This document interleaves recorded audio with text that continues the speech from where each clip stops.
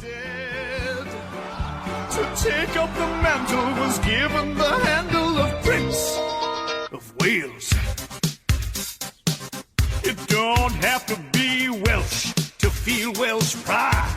Even Kingsman Henry Hotspur ended up on my side. We claimed Welsh ground, then in Hereford rain meant the king nearly drowned, washed away in his tent.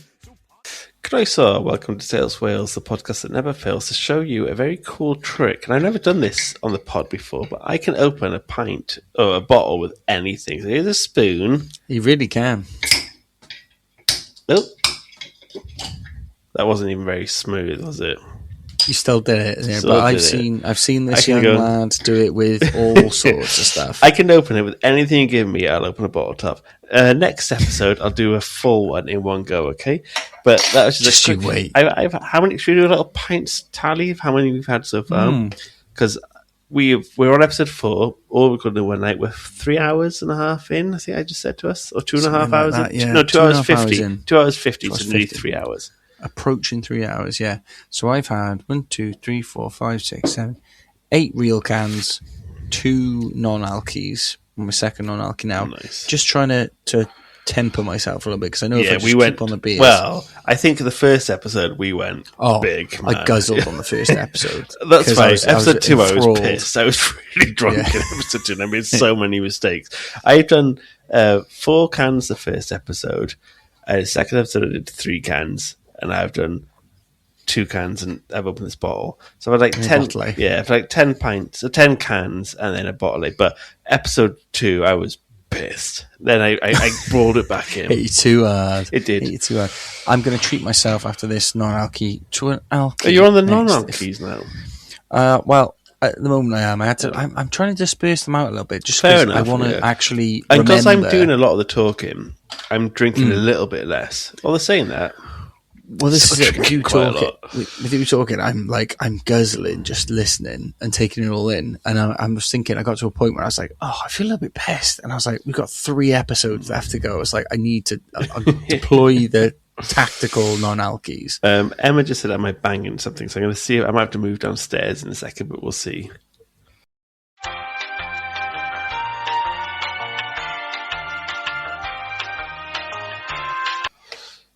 Yeah, and you might hear a slightly different echoey tone because I've been forced by my English wife to succumb to the kitchen. Oh, how apt, considering the episode we're talking about. Yeah. Oh, the poor Welsh bloke has been... Emma the martial lord has ousted a native Welsh prince, and I am a Welsh prince, before you ask. But... little does she know, I've got direct access to the pints here. Oh, see, this is where I've gone. Yeah. I've fallen folly because I've got all the pints in my fridge, of which there are many, but all I've got in terms of spirits, just my rum. Well, got my rum. Well, I was making a makeshift fridge upstairs. I bought my 3 cans of Carling in a Tupperware. So, but now I've got. I would say I bought 18 cans of Carling for tonight, and then my friend sent me a pack of these expensive hell lager beers, the ones I mentioned at the start. I had about fancy looking boys. I had about like 28 cans or pints worth of drinks to go through tonight. So I've been well stocked. And that's exactly the number I had, mate. I got a little 10 pack and a little 18 pack on the side. Yeah, because the Carling does like 18 packs at the moment, which are bloody lovely. Right. Yeah, I won't get through that. I'll probably switch to the rum before then because it's 18's quite a lot. Are you still keen to do like a shot at the end of the night? It'll have to be rum, but yeah, go on. Sorry. So now I'm going to read from Bordage from. I'm going to read from Glyndŵr. I got to read from a smaller screen now, not my big screen. So let me just kind of adjust my eyes a second.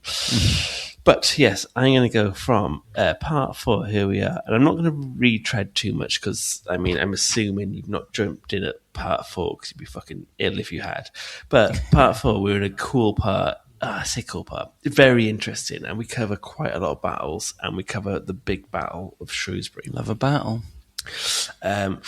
And I'm going to go back in time a little bit, but I'm going to talk about one of the most important and defining moments. And the reason I bring it up in part 4 is because, well, like, we've had a lot to cover. We've covered quite a bit already. But also because it's the start of the decline of Glyndŵr's reign. And this battle, the Shrewsbury battle, is a big piece of the jigsaw as to why it happened. So the Battle of Shrewsbury, it came because the Percys of Northumberland, who've been a big part of this story, are sick to fuck of not getting paid for their efforts in fighting the crown in their battles. And I hope I've emphasised that they've really not, they've been shafted an awful lot. Not happy champions. And the last episode I mentioned, they're not being paid to ransom the Scottish nobles they took at Homildon Hill. And that was like the last straw that they could take. Was like, how can we not get any money back for this massive win we've had? So that led to a rebellion, and the Percys decided to join forces with Glyndŵr and Edmund Mortimer. If you remember, Edmund Mortimer, this great English noble who now married Glyndŵr's daughter. So his gaze was stolen by a Welsh maiden. But so now we have Mortimer and the Percys all join up against the English crown. Later on, there's this thing called the tripartite indenture, and what's that? I hear you oink. Well, little piggy, let me tell you, the tripartite indenture was an agreement made between Owain Glyndŵr, Edmund Mortimer, and Henry Percy. And it's around 1405, and they agreed to divide England and Wales up amongst them at the expense of King Henry. So they're like, right, if we overthrow King Henry, Glyndŵr, you're going to receive Wales and a substantial part of like what we class as like mid England, but what the Welsh would call like Welsh marshland. So places like Hereford and Ludlow, which were historically considered Welsh, and often practiced Welsh law. We've talked about that before, haven't we? How they're quite Welsh places. Like often locals or civilians there would choose to have Hywel laws put on them rather than English laws. And Percy, so the Percy family, were going to take all of North England. That's like North Hampshire, Norfolk, Warwickshire, Leicestershire, and then the Mortimers will receive all of the south of England. So this tridenture was going to be a new reality of Britain. Imagine that came to pass. I know, it'd be so sick. Split and into I bet three you parts. The north of England would love that, and the south of England would love that, because the Northerners, like Scousers, always say, "Oh, I'm Scouse, not English," and like lots of them always say, like, "Oh, I'm hard done by the south." But imagine, like, we shouldn't be a collective; we should be these like individual places. So that was the plan. So. But before this agreement happened, at the start of this alliance, we go back to the Battle of Shrewsbury. So the father, the dad in this figure of the Percy, we now go to Hotspur, the younger one. And I can't keep saying Hotspur. Like Henry, because they're all called fucking Henry. So we're talking about the father, in a couple of years later, is going to decide this tridenture. But before that, we have the Battle of Shrewsbury, which is fucking sick. And this uprising, like I mentioned, stems from a long-running tension between Henry IV and the powerful Percy family, who, again, they're the Northumberlands. This was aggravated by disputed payments, refused ransoms, especially as Edmund Mortimer. He was like, I've not been paid. The Scottish captives, Percy made no money from it. And then so Percy then made a secret alliance with Owain Glyndŵr, and then Mortimer was also in death. It was married to the family of Owain Glyndŵr. So it's like you have this trifecta at the top of people who all come together. Such a short-sighted thing by Henry as well. Like, just pay your fucking the best. Surely the best people in your army, keep them on fucking side. When you say that, the next few like stories are going to be like, this is such a sliding door story. So Hotspur, the son of Henry Percy from the Northumberlands, like we mentioned before, he was battling and campaigning against Glyndŵr, especially up in Connaught. He had now switched sides and was now anti the English crown, and marched south and joined other rebels. He marched to Cheshire, raised levies, and then he captured a guy called Earl Douglas, and he also seized Shrewsbury, so he took more money from the crown. This is when Prince Henry, the later Henry V, was like, right, that was my town. Like, Shrewsbury had always been a very important town. Shrewsbury and Hereford and Ludlow were always very important towns for the English, because it was like a market town and a gateway of holding the Welsh out. So Henry V, like I said, Shrewsbury was his kind of town. He was like it was an insult to get that captured. So King Henry IV hurried west to intercept them, and he ended up getting negotiations. They got the church involved, and they were like, right, we're going to have a proper negotiation here. But it failed, which is really surprising because they were like, this is going to cost the English a civil war. So now we get into it.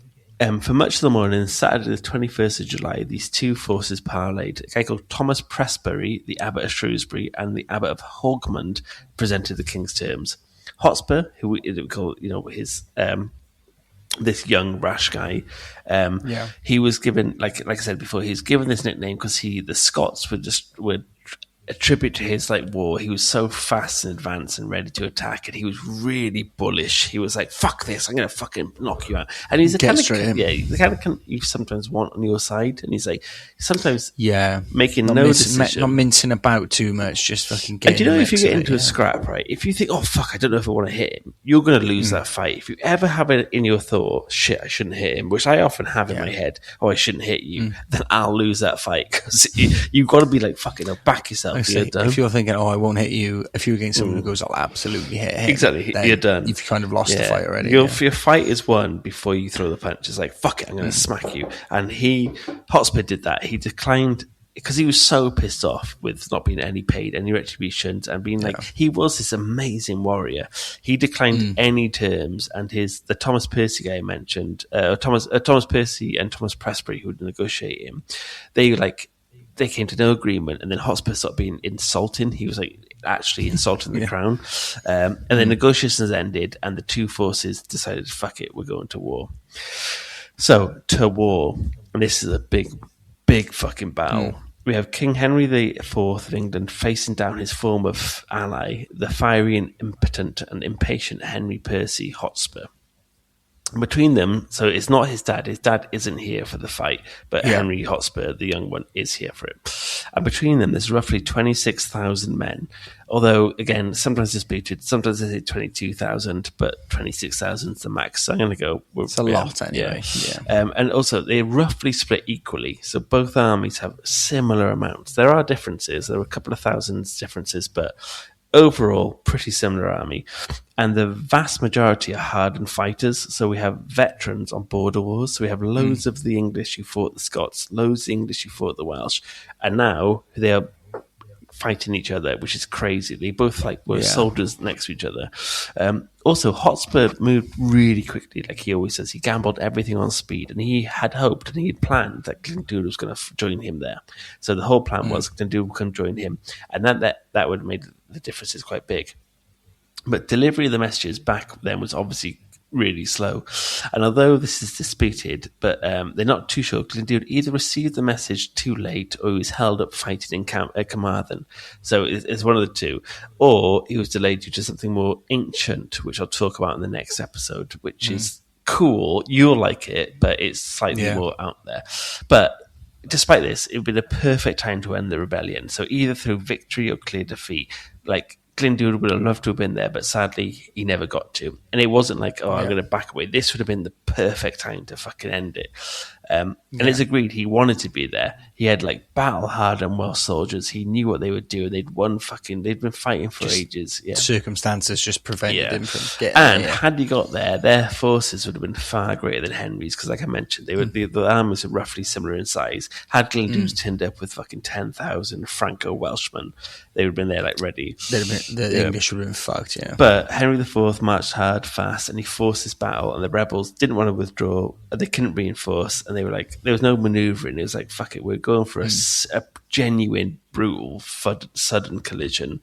And the armies, they formed opposite one another, open ground, and a place called Battlefield, which they named Battlefield after the battle, because it's a battle on the field.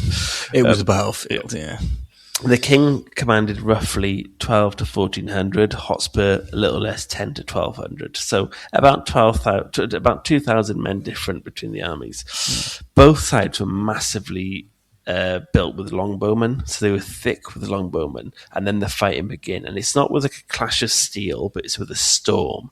And these arrows arise in dark clouds, and they fall in like relentless sheets of arrows. And it's contemporary accounts. They speak of like the sky genuinely turning dim, and the air filled with like hiss and the crack of shafts striking like flesh and armor. Like you can picture it go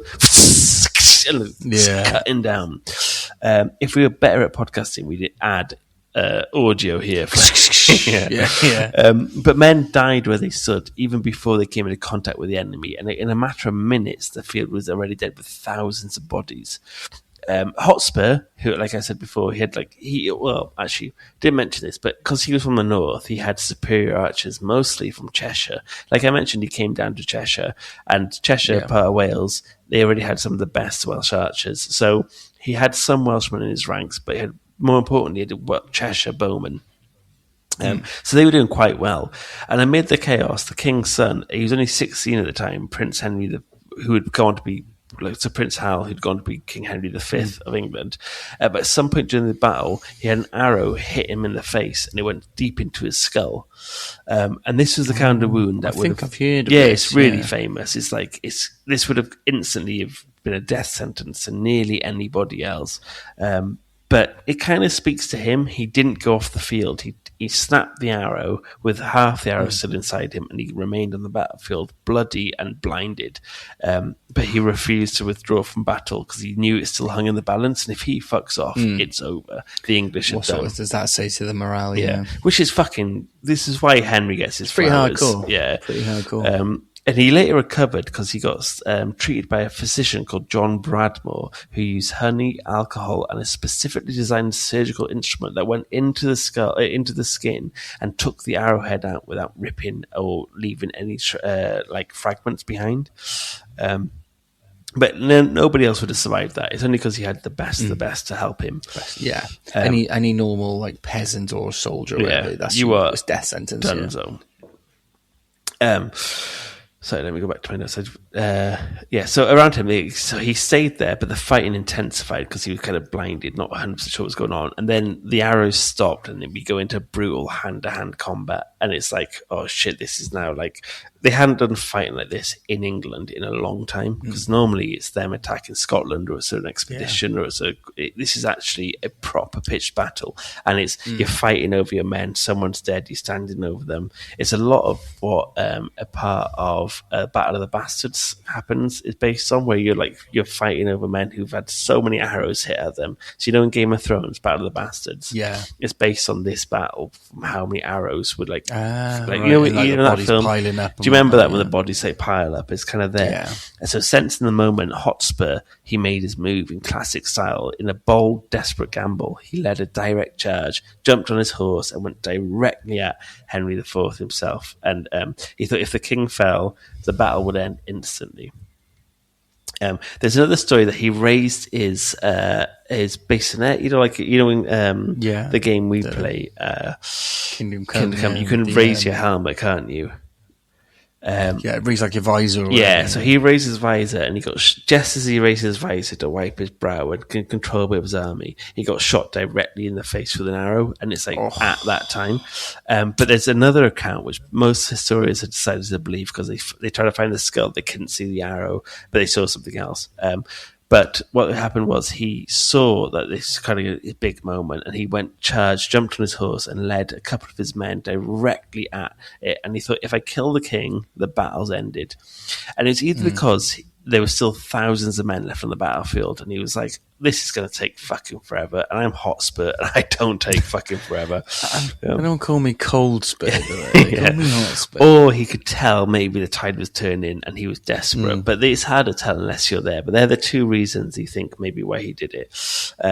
Either way, Hotspur led this charge, and he either left the charge by raising his visor and was wiping his brow, getting his men to go in, and he got shot in the face, or... one of the other accounts, which was the Royal Standard, who kind of also kept a note of this stuff.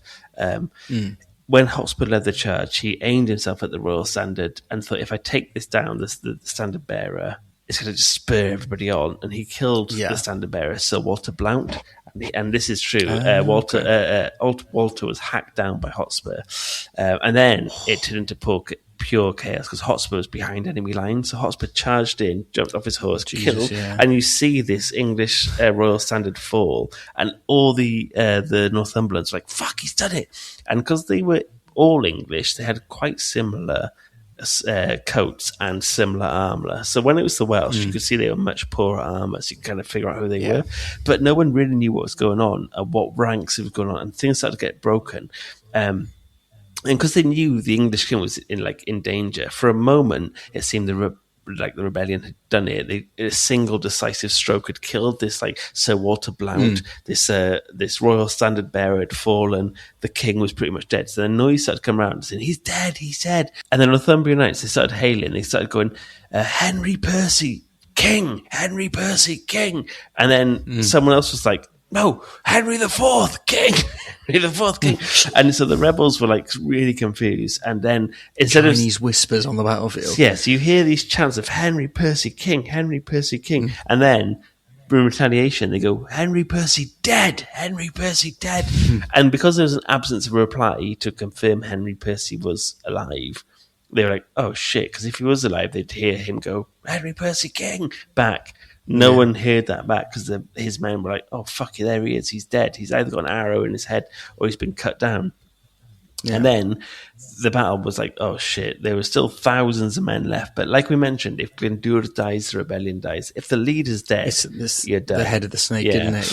Yeah. But it was still massive losses on both sides. The English crown lost such a huge, considerable amount of men. They lost 10 knights of noble esteem, which is knights back then are genuine. It's not like a soldier. A knight is a man who's and they're usually heirs to huge families and things like that. And so you choose 10 of them. That's potentially 10 huge English families, and they might be heirs or whatever. And they might be like, oh shit, my dad died for your army, and now I hate you.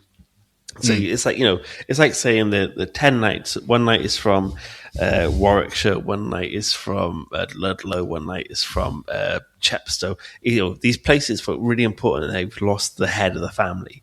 They also lost over 3,000 soldiers, which was a really enormous toll given because the battle only lasted a couple of hours. So it was done so quickly, and lots of death. And also they're all English. It's not just you're fighting the French or the thingies. It's done. Adam of Usk, who I mentioned before, being a bit of a liar, he said 16,000 were dead by the end of the day, but no one else corroborates. It was millions, mate. You should see it. It's like those guys who deny the Holocaust, but he's the opposite. He's bumping up the figures. But either way, it shows the ferocity of the battle and the impact. Also, the impact of the archers at the start. In a couple of hours, thousands were dead. And back in the day, when you had shield walls or pitched battles, you'd you'd probe for weaknesses. You'd have these little jabs either side. You wouldn't have these massive deaths early on, but because both sides had big longbowmen, and this is just before the longbow were used at Agincourt. It completely shocked them how much they got devastated. When they fight the French aren't ready for the longbow. Yeah. This is the first time the English holy fuck, we can take out thousands of men before we even put a single blade. It's a game changer. Yeah, I love I hate seeing sometimes because I follow so many history things on Insta, obviously, same as you, I'm sure. Where it's the English longbow. It's yes, okay, it was adopted into the English army, yes, but it was taken from fucking Wales. And I don't know, sometimes they say it was Welsh people at Agincourt. I don't know how true that is. And I actually do have some stats on Welsh people at Agincourt, but I do think it was more Henry V rather than... Well, Edward I, after conquering Wales, took them to Scotland. He made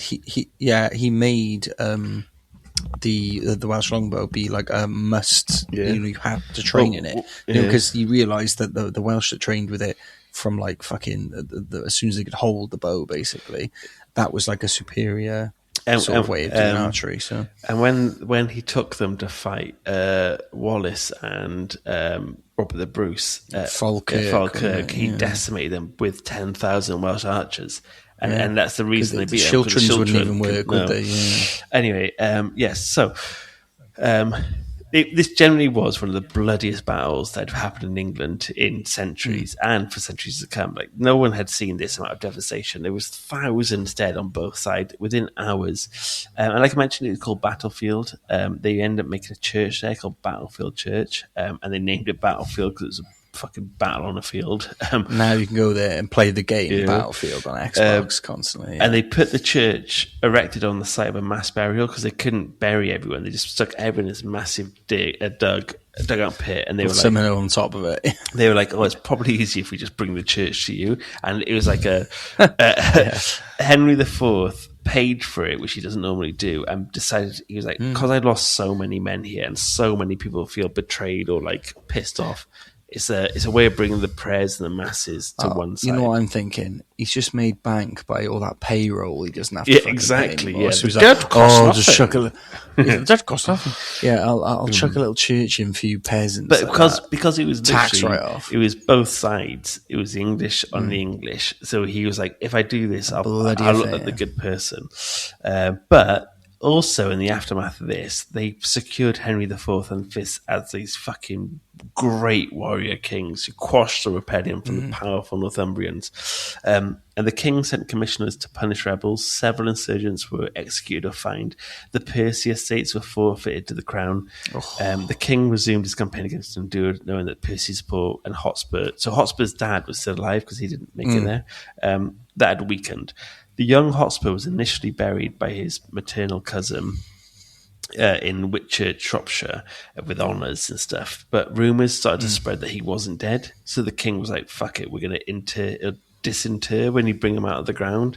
They salted his body and then he put it in Shrewsbury, impaled on a spear between two milestones. And then they had armed guards protecting it day and night, and then they quartered him and they put it in Chester, London, Bristol, and Newcastle to Jesus. So he got really done over. A show. And then his head was sent to York and impaled on a north gate, looking towards his own lands back up in Northumberland as like an insult. That's rough. And then in November, his salted remains were returned to his widow, Elizabeth. His dad, although a supporter of the rebellion, he wasn't active in the battles, so he was spared death. And he comes back into the story later, but for now, he had to submit to the crown and lose all of his power and influence. So I mentioned earlier something a bit more like Brythonic about why Glyndŵr didn't make it. Yeah, a bit more mythological. Yeah, and the reason was, so I'll cover it really quickly, but in the lead up to the events of Shrewsbury, Glyndŵr consulted a Meister of Brut, which is like an authority of old prophecies, which is essentially like a Norse seer, like someone who could say they can see the future. So someone who could convene with the gods and the prophets. And this guy was called Hopkin ap Thomas. Like a kind of an old druid almost. Absolutely, yeah. Druid's the perfect way of describing it. And I only said seers because, like in Vikings, they have that like blind cunt who they make him lick his hand. But this guy's called Hopkin ap Thomas ap Abion of Ynysdow, and he forewarned Glyndŵr of an imminent capture by an army led by a black banner between Carmarthen and the Gower. So instead of going down the Roman route, Glyndŵr changed course from advancing on the Flemish to the Gower and went to St. Clair's. And this really hindered him getting to Percy and undoubtedly had repercussions for the Battle of Shrewsbury. So instead of joining, he he went a different way. Anyway, all that happened in 1403 when Glyndŵr was still on the rise. But like I mentioned, I'm telling this story in the most narrative-driven way I can, but I'm jumping back and forth a little bit. So previously I mentioned 1405 as the highlight. Battle of Shrewsbury had happened beforehand, but had it happened when Glyndŵr was there, it's a real sliding door moment. Like Glyndŵr was winning, he had momentum, but his failure to coordinate properly with Hotspur really limited the impact that they could have. Again, another bloody point in history where everything could have changed. Exactly. I mean, if Glyndŵr had come across the crest of that hill, what a difference that would make. Yeah, you can see. Yeah, imagine. Anyway, to sum up, I thought it might be helpful to have a little relapse, a review of where we're up to. So in 1400, the outbreak of the rebellion. 1401, we get the first big wins. We have Battle of Mynydd Hyddgen. 1402, Battle of Brynglas, or Pilleth as it's called. They capture Edmund Mortimer. The rebellion gets international acclaim. 1403, the wider rebellion happens in England, like the Percys rebel, with the Battle of Shrewsbury. 1404 to 1405, Glyndŵr is in full swing. Now most of all of Wales is in control. The only parts that aren't are castles that are cut off from the English. We have a 2-year period where we see siege and territorial control, not just open battle. And throughout these years, we have several royal expeditions still trying to stop him. It's not like that he's been left unchecked. He's being constantly attacked. But they don't do anything to deplete the Welsh chance for freedom. We're just too good, baby. We're too good in this period. There is someone I didn't mention yet who I think will make a brilliant Hamish figure in a Glyndŵr film. I bring it up now because I do think, like I mentioned, these battles are going on for so long. And if you think of a decade in this time, if you only live to 60, if you're a rich person, a 10-year period is a sixth of your life. And if you're a normal person, you might make it to 30. This is a third of your existence. Yeah. This has been going on. But this is a really cool guy who, like I mentioned, he'd make a brilliant Hamish from, from Braveheart. He's Braveheart's best mate. This guy, I think, would fill that role. Glyndŵr had this unbelievable knack of picking generals and captains who were immensely loyal. No one's betraying him. No one's running away from battles. So he'd have people who were great at negotiating ransoms. He'd have great people who could spark an alliance, but he'd also have men who would lead men into battle. And then somewhere between 1403 and 1405, there comes this guy, this amazing general called Cadogan of the Bloody Axe. And I used to live in Cadogan. Ooh. So, I used to live in Cadogan Apartments. Yeah. I like to know, I think it's based on him. So it's spelled Cadwgn, so Cadogan or Cadogan. Cadogan. Yeah, and so he's called Cadogan of the Bloody Axe. And he sits in this hazy space between history and legends. So it's that hazy reality where is it real, is it not? But it survives to this day, so it is real. And he's the kind of... The truth is probably somewhere in the middle. Yeah. Right. And he's the kind of figure who feels real because of the setting he's placed in, but whose story has been sharpened and dramatized over time. But I also read of actual accounts where he was called into battle.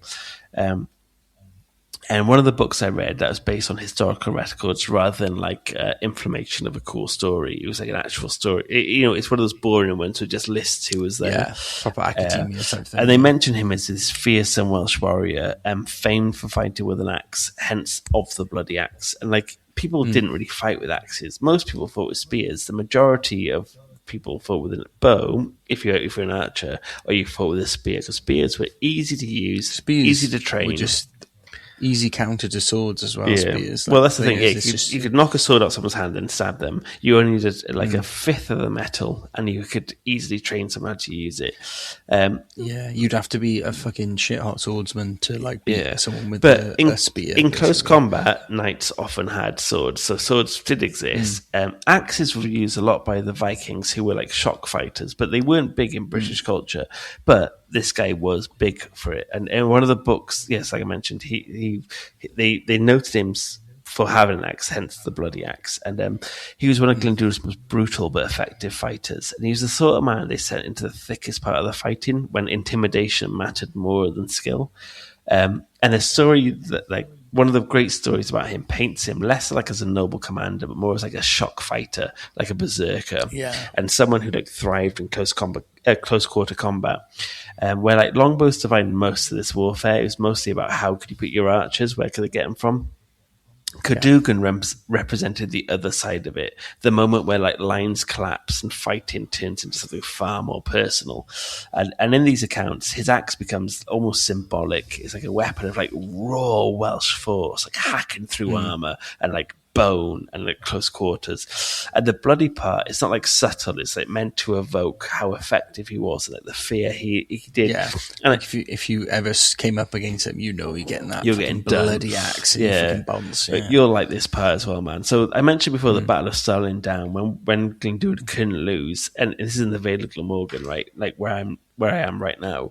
Apparently Glyndŵr, he exclaimed to Cadogan, whet thine axe. And that was just his rallying cry to say, get in there. And he went into the fray and caused havoc. And in the Battle of Stirling Down, even though it's difficult to get numbers on, it's sometimes you go, oh, it's this many, it's that many. It doesn't matter. it was regarded as a real slaughter of all of Henry IV's soldiers.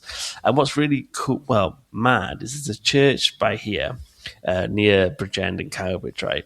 And hundreds of years later, they found a crypt underneath the church that had over 300 men dead inside it. And above the door, it simply had carved into it Glyndŵr, implying these men were marshmen killed by Glyndŵr. And they buried them under there. That's so cool. So that's and that's literally around the corner from here. There's now a vineyard there called Glyndŵr's Vineyard, and it's next to Glyndŵr's graveyard where he buried 300 marshmen. The grapes growing succulent on the dead English. In that vineyard, there's cuts on the door, right? Because apparently they're the axe wounds and cut wounds from where they try to get in there. So cool. And also, like I mentioned in the last episode, a few episodes ago, that Cowbridge was heavily attacked. And Cowbridge they built as this town, which is a really, really posh town now. But they built this apothecary.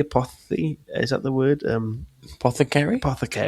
The English and the Normans put loads of money into making this part of Wales important for growing herbal medicine. So they built a walled garden all around this apothecary, and it's still visible to this day. So if you go there now, there's the cattle market, and then next to it is this herbal garden that was there made to grow up. Yeah.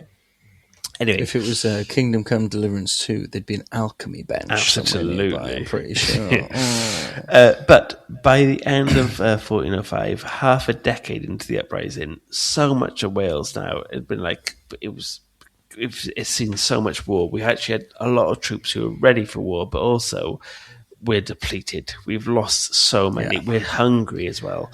It's a long old battle, man. Long old fucking rebellion. And we see a real string now of a couple of important battles that Glyndŵr starts to lose. And it takes 5 years to get into this, but 5 years happens and we start losing. There's a series of setbacks. So, like I mentioned, 1404, 1405, we have a few setbacks that are really important, especially in the southeast of Wales.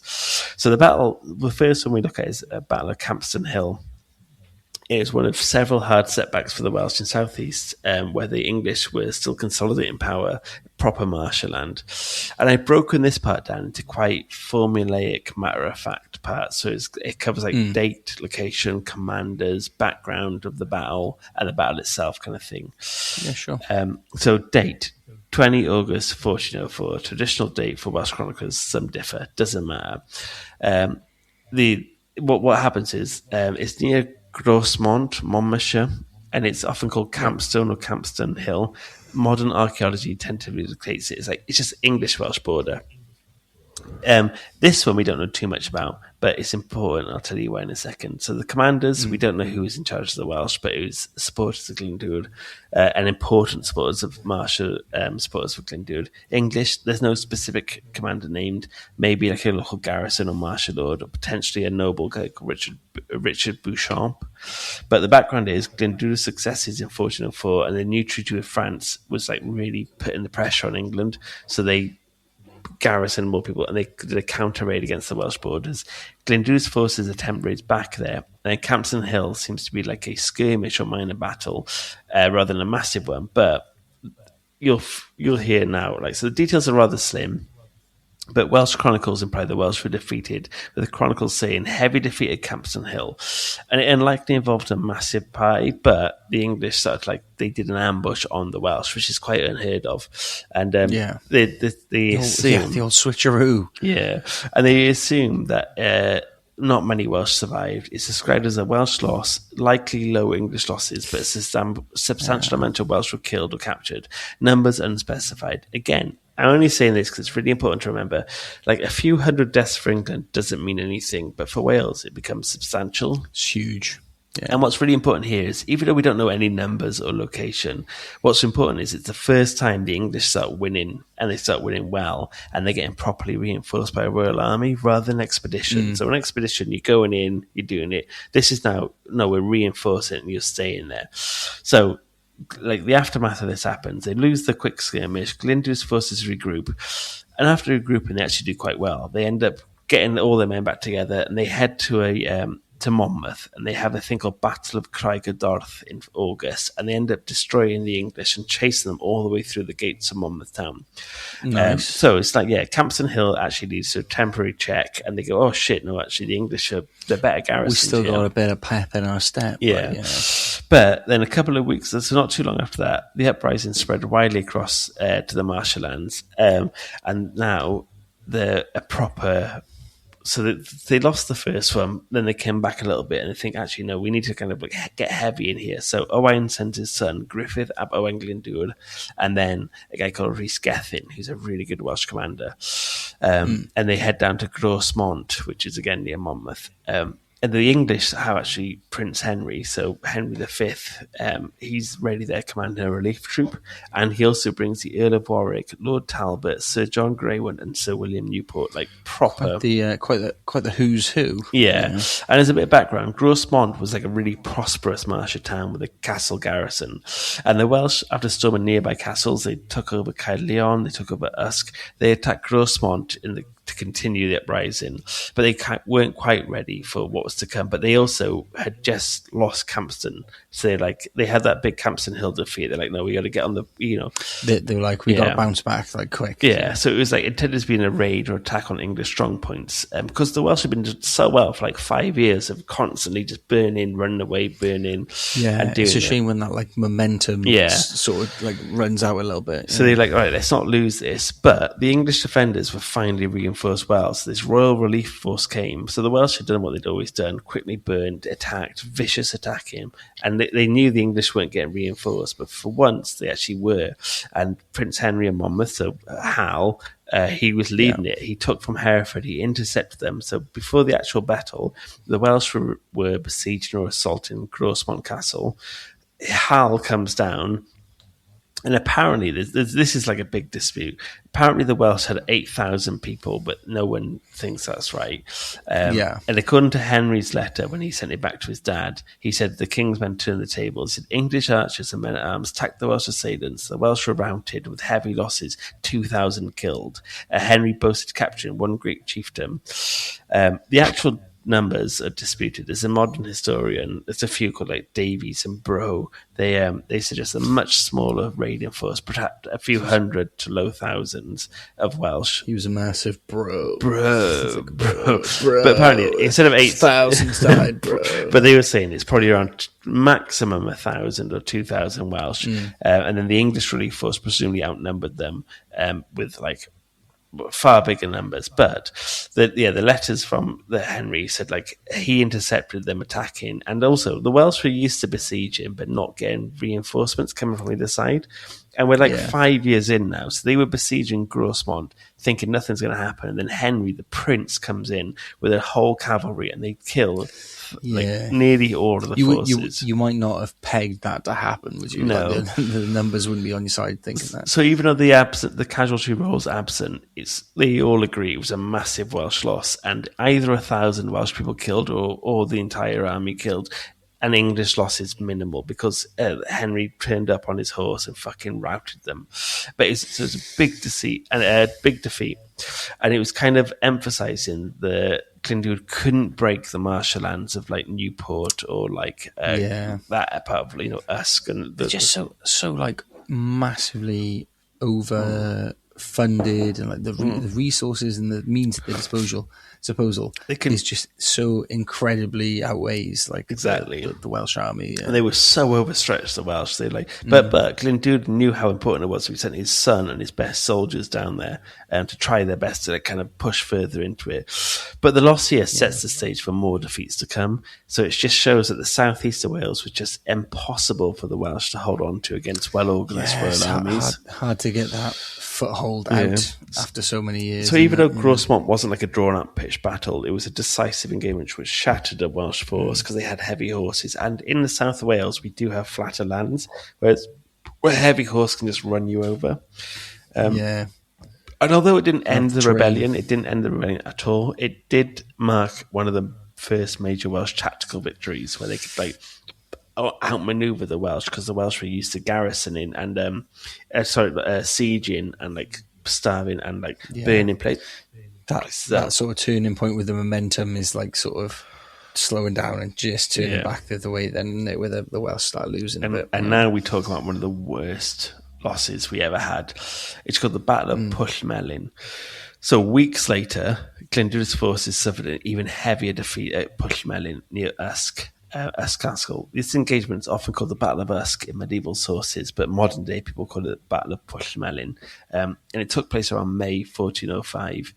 Here, one of Glyndŵr's other sons, so he sent them down to fight here. His oldest son, Griffith ap Owain Glyndŵr, and Uncle Tydyd, and his uncle, not Uncle Tydyd, and his uncle Tydyd ap Griffith. They both attacked Usk Castle. Like I mentioned before, Griffith, Owain's son, so an important figure, but fighting where he's thickest. He'd only ever send people he cared most about, like, you know, who he trusted. And he was trying his best to like turn the tides of a few losses. So they attempt to reverse the momentum that they had lost. The castle garrison, commanded by Baron Richard de Grey, a mortal enemy of Glyndŵr, and Sir John Glyndŵr, and supported by seasoned martial lords Dafydd Gam, who was part of the early assassination attempt, who we spoke about before. The Gam, he comes back later again, once again.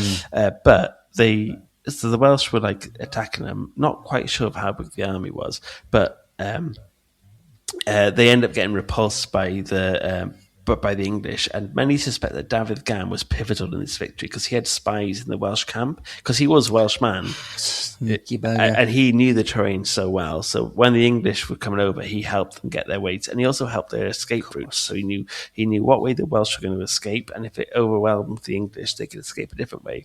Anyway, after Grosmont, Welsh morale was like, they were like, fuck it, we have to get a win here. So they were going for Usk Castle.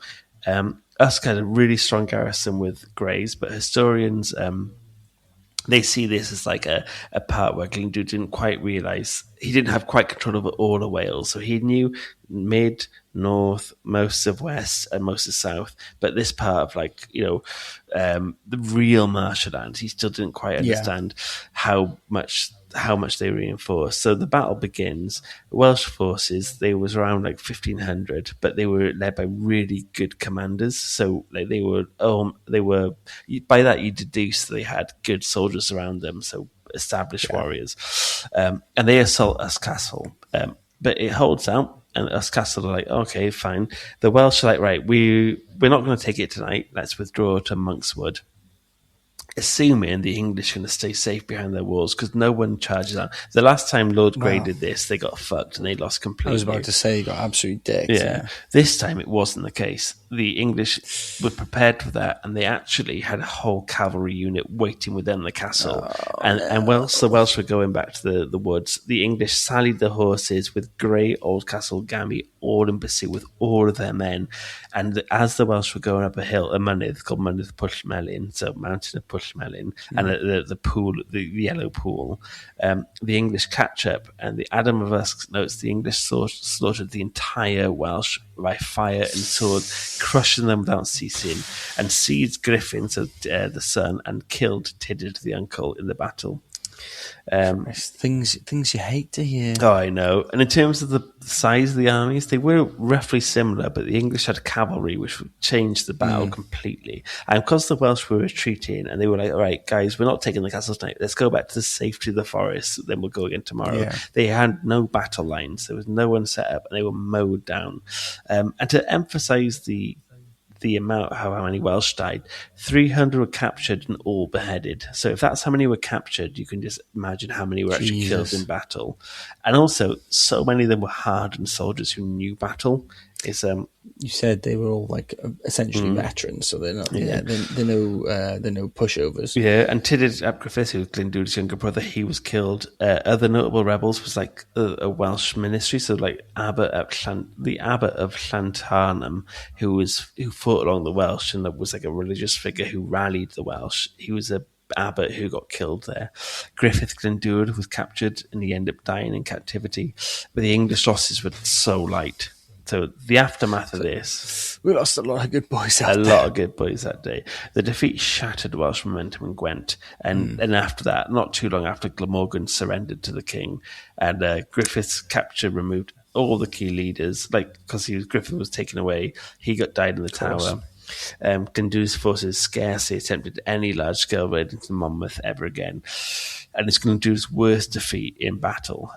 With English confidence now buoyed, Henry IV tightened control in South Wales. And because Henry V was like around for it, he just got like emboldened again. Yeah, of course. And such a shame. Such a shame. And imagine, because they had like a good army there. If they just like made a line, they might have had a chance. Because they like, I suppose that's kind of the how clever Henry V was. But Pushmelin, it was not just seen as a tactical defeat. It marked like a psychological turning point of the conflict. Welsh forces lost 2 of their principal commanders. Morale dipped sharply in southeast Wales, and the English authorities strengthened rapidly. I'm coming to the end of this episode, but these defeats aren't to say the rebellion ended. This is still like at high watermarks for the 5 years of Glyndŵr's rule, but he lost such an important cornerstone of Wales. Like he lost southeast Wales, which is economically so important, and morally for his like war machine would have been huge, and like you said, symbolic as well, like to own those marshlands. But even now, so 5 years in, the economy was completely depleted. Lands had been scorched, food was barely existent, generations of families had been killed and wiped out. Tax for the English crown was no longer being collected, so there was nothing going on here. Glyndŵr couldn't get an economic Cymru working because he was like busy fighting for freedom, and half a decade takes its toll. It takes like a toll dramatically when a nation so sparsely populated as Wales is been decimated. So we'll leave it there for this episode, and next week we'll do the final part of the Glyndŵr saga.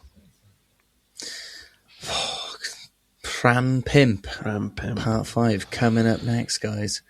See you later. Ta-ra. See you there. And if you got this far, please drop us a review. Join the Patreon to help support this madness. You got it. If you're a Welsh patron, if you can listen to 5 parts of Saga, you gotta join the Patreon.